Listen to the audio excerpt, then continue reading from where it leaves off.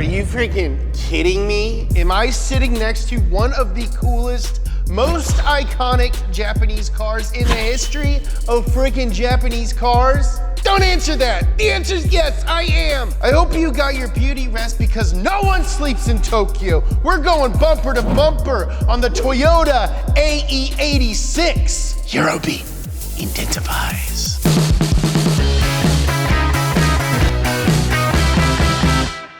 Initial D. It's the manga / anime that inspired a generation of car nerds, myself included. In the same way that two-lane blacktop and American graffiti inspired our dads to get into heavy American iron, Initial D introduced us to the world of glorious Nippon steel. The show featured pretty much every standout Japanese car you can imagine. Mazda RX-7, Nissan GTR, Subaru WRX STI, but one car stands above the rest, a humble Toyota AE86. Kind of like this one.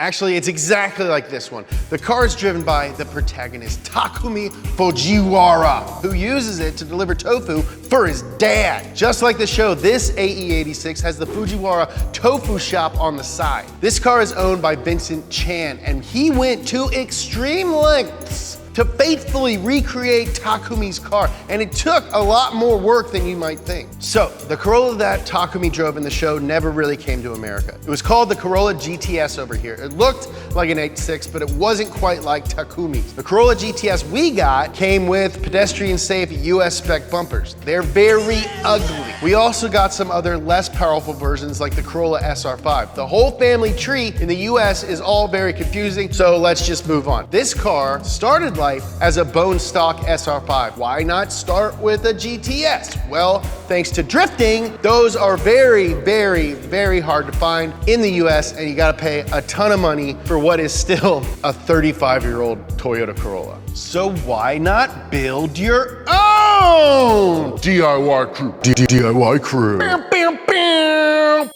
The outside of this car is iconic as frick to any fan of Initial D. The stark white paint accented with a black stripe and carbon fiber hood is reminiscent of the third greatest animal on earth. You got your buff horse, you got your Zoom doggy, then you got your panda. But that's not all Vincent had to do to make this AE86 Takumi's. Real quick, let's talk about the term JDM, okay? It just means Japanese domestic market. When people talk about JDM parts, what they're talking about is the parts that were either installed from the factory or sold only in Japan. Saying something is JDM doesn't mean it's better, just that it's unique to Japan. Get it? Got it? Good. Back to the show. Up front are these JDM Zenki bumpers. They aren't all fat like the US versions. They look really good. These bumpers and this Trueno grill are worth thousands to collectors. You can get a Miata bumper for like $1. These yellow lights right down here cut through the fog of Mount Akina like a hot knife through tofu. Now you know Vincent is a real fan of Initial D because of this hood. Casual fans like Nolan might say that Takumi's hood was black, not gray. Well, Nolan is wrong. Takumi's got the carbon fiber hood like this one in season 5, okay? You call yourself a fan, Nolan? You gotta work from the bathroom today. And the carbon doesn't end there. Even the headlight covers are carbon fiber. That's some real nerd shit. This particular Corolla is wearing Koenig rewind wheels. Now, you real AE86 heads might be saying to yourself, hey, buddy, that's not what Takumi had. And you're right, good job. Takumi's car had Watanabe's or Watts on the show, but those are super hard to come by, especially in the US, and these Koenigs look the part. Vincent says that he would love to get his hands on some actual Watts. So if you have a real set for sale, hit him up on Instagram. You know, that's what's so beautiful about the car community is we can all help each other build our cars, and then it's like it's all of our cars. And the JDM touches just keep on coming. These corner and bumper lights, JDM. Window visors, JDM. Rear bumper, JDM. The rear tail lights, you guessed it, JDM.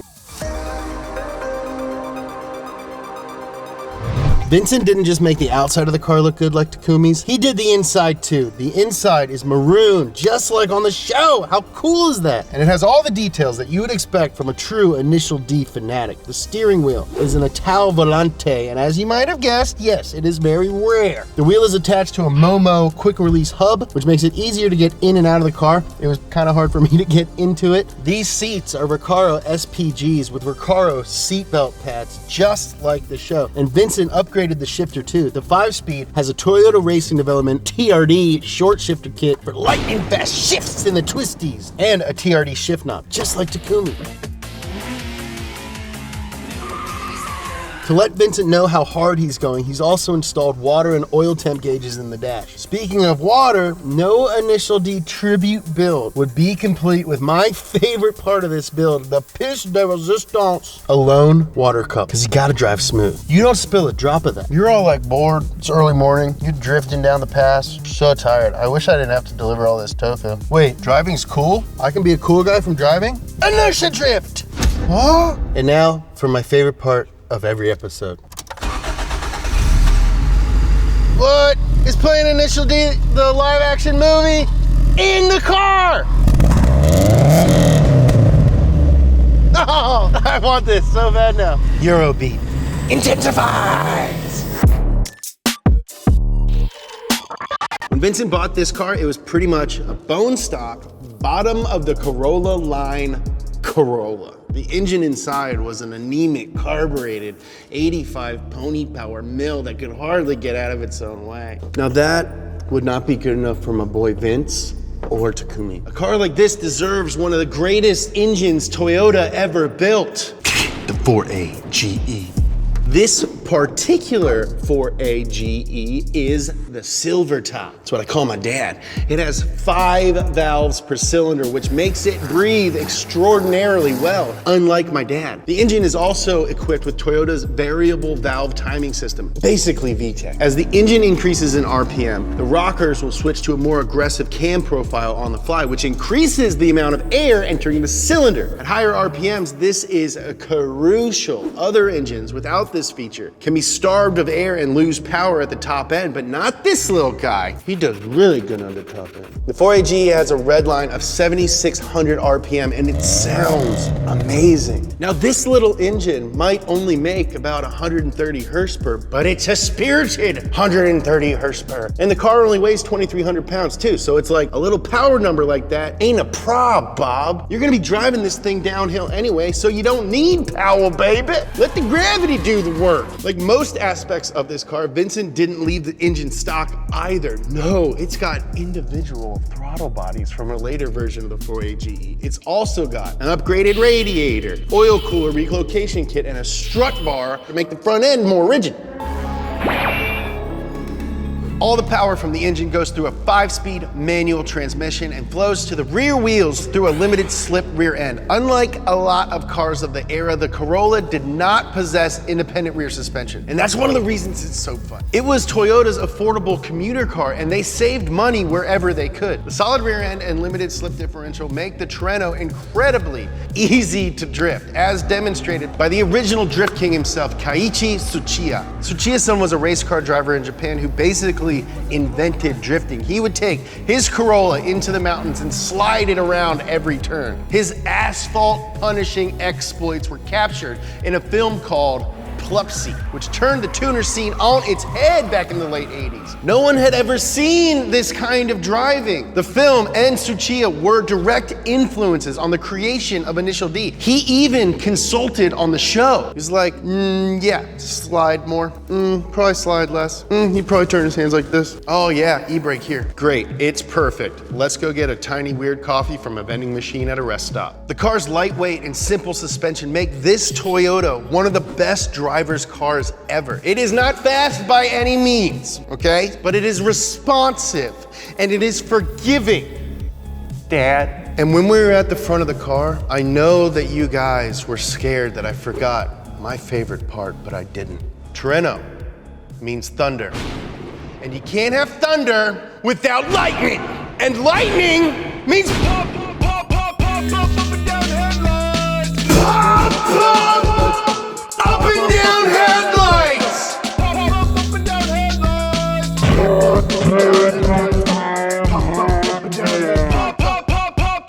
The AE86, especially this one, has a special place in the hearts of car nerds all over the world. And while this might not be a real AE86, it might as well be. Vincent put a ton of work bringing this car from the TV screen into the real world. And that's a passion any fan can appreciate. Thank you, Jimmy. A big thanks to ExpressVPN for sponsoring this episode. A VPN, or virtual private network, is great for me because I don't like all my dark info out there on the dark web. ExpressVPN helps me to protect my stuff, and the best part is it's less than $7 a month with a 30-day money-back guarantee. I watch a lot of sick car videos from all around the world for research, but sometimes they're blocked in my area. ExpressVPN has servers in 94 countries, so all I got to do is connect, and I can watch people do crazy burnouts from wherever on the globe. Take back your internet privacy today and find out how you can get 3 months free by clicking the link in the description box. expressvpn.com/bumper-to-bumper. Take back your privacy today with ExpressVPN. And now, back to the show. Thanks for watching Bumper to Bumper. Every Tuesday, new episode until the day I die. Also, watch Wheelhouse on Monday and my other show, Up to Speed, on Thursday. We got a ton of new shows coming all summer. If you like this episode, make sure you let us know by hitting that like button. Follow me on Instagram at James Pumphrey. Follow Donut on Instagram at Donut Media. You want to learn more about the 86? Watch this episode. You want a fun car for less than 10 grand? Check out this episode of Wheelhouse. I love you!